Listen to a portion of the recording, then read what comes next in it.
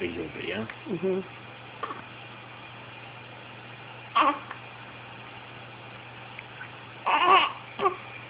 You gonna pop one out?